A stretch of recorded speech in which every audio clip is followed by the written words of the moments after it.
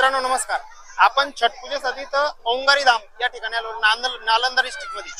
हे सूर्य मंदिर इथं आणि इथं बघू शकता पब्लिक किती, म्हणजे हीच एक लाईन ती आणि चौकुने तळ्याच्या चौकुने तळ्याची खोली जे 24-25 फूट आहे। आणि आता जे आज संध्याकाळी हे सूर्याला अर्घ्य देणार आणि उद्या सकाळच्या उगत्या सूर्याला, म्हणजे डुबत्या सूर्याला पण आणि उगत्या सूर्याला पण।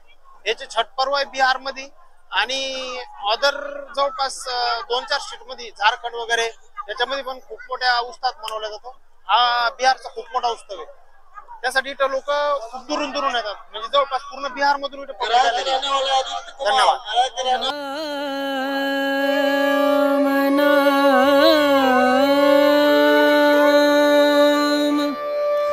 भजले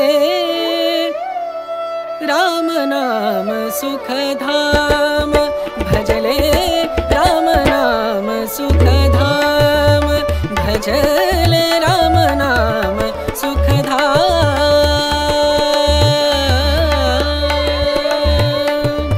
तेरा पूरन हो सब काम, तेरा पूरन हो सब काम, भजले राम नाम सुखधाम, भजले राम नाम सुखधाम।